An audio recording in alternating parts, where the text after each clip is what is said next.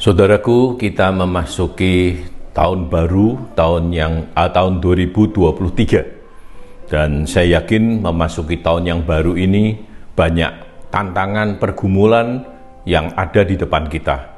Paling tidak kita tahu kondisi global, ekonomi global yang mengalami krisis oleh karena pandemi yang cukup lama.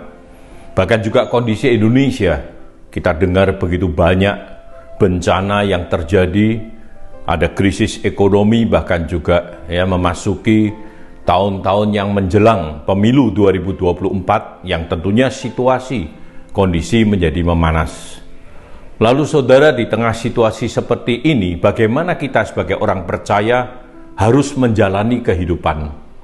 Bersyukur firman Tuhan menuntun kita untuk kita bisa menjalani kehidupan sesuai tentunya dengan panggilan, bahkan juga di dalam ketaatan kepada firman-Nya. Saya akan membacakan dari Mazmur pasal 1, ayat 1 sampai ayat yang ke-6 yang demikian bunyinya.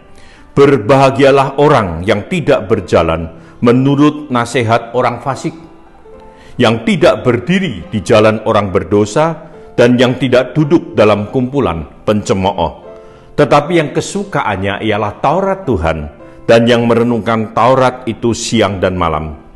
Ia seperti pohon yang ditanam di tepi aliran air, yang menghasilkan buahnya pada musimnya, dan yang tidak layu daunnya, apa saja yang diperbuatnya berhasil. Bukan demikian dengan orang fasik. Mereka seperti sekam yang ditiupkan angin, sebab itu orang fasik tidak akan tahan dalam penghakiman.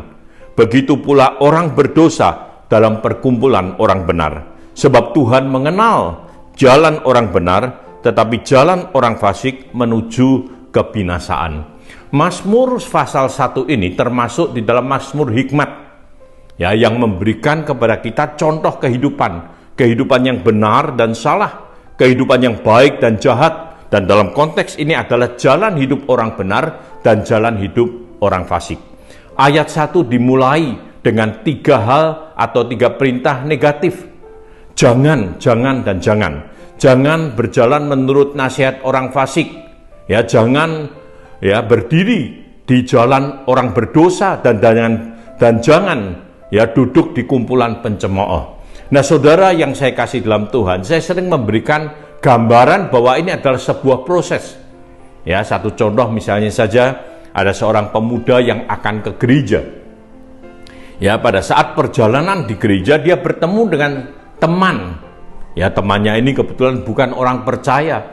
Lalu dia tanya kepada temannya, "Kamu akan kemana?" "Oh, saya akan pergi memancing. Ada perlombaan mancing, hadiahnya sepeda motor." Nah, temannya ini bertanya kepada teman yang satunya ini, "Kamu mau kemana?" "Oh, saya akan ke gereja." Dan kemudian teman yang akan memancing ini mempengaruhi teman ini, "Ayo ikut saja memancing." Karena apa? Karena ke gereja itu bisa tiap minggu. Dia katakan, "Wah tidak, karena saya ada tugas, ada pelayanan. Pelayanan pasti ada yang menggantikan." Dan mulailah mereka terus berjalan berdiskusi sampai di satu sudut. Yang memancing ini akan ke kanan, dan yang pemuda Kristen ini akan ke gereja sebelah kiri. Dan di sanalah dia berdiri dan dia mulai berpikir, mancing ke gereja, dan akhirnya dia putuskan ikut temannya memancing. Dan kemudian setelah sampai di sana, ikut duduk dengan temannya, dengan orang banyak untuk pergi memancing.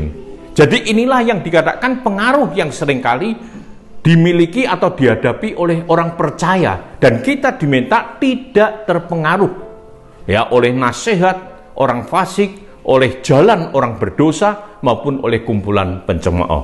Nah, orang yang berbahagia dikatakan, karena ayat pertama katakan berbahagialah, yaitu mereka yang kesukaannya ialah Taurat Tuhan. Dalam arti apa? Mereka sungguh-sungguh mau hidup berdasarkan nasihat firman Tuhan. Dan kalau mereka mengikuti nasihat, petunjuk dari firman Tuhan, bukan pengaruh atau petunjuk dari orang-orang fasik, maka dikatakan mereka akan seperti pohon yang ada di tepi aliran air. Pohon itu kebutuhan dasarnya adalah air. Sehingga kalau mereka hidup di tepi aliran air, pasti mereka ini akan terus segar. Dikatakan hijau daunnya, tidak pernah layu, bahkan menghasilkan buah pada musimnya. Sehingga mereka dikatakan sebagai orang-orang yang berbahagia, bahkan orang yang berhasil, disebutkan demikian. Nah, kita orang percaya diminta demikian. Mari memasuki tahun yang baru ini, sungguh-sungguh kita punya komitmen hidup. Komitmen hidup kita adalah berjalan menurut nasihat firman Tuhan.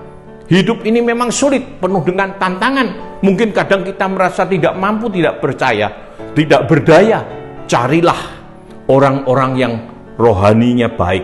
Mungkin hamba Tuhan, penatua, bahkan juga teman-teman kita yang punya kehidupan rohani yang baik, yang dekat dengan Tuhan. Minta nasihat kepada mereka, minta nasihat kepada firman Tuhan, supaya hidup kita diberkati dan hidup kita dikatakan berhasil. Berhasil dalam arti kita mampu mengatasi segala pergumulan yang kita hadapi di depan kita. Bahkan dikatakan berbeda dengan orang fasik. Di dalam ayat ke-4-6 dikatakan mereka seperti sekam yang ditiup angin. Bahkan suatu kali mereka akan menghadapi penghakiman Allah. Mari menjadi orang yang berbahagia, yang berjalan menurut jalan Tuhan, yang menjadikan firman Tuhan pedoman di dalam hidupnya, sehingga mereka menjadi orang yang berbahagia dan berhasil. Tuhan memberkati.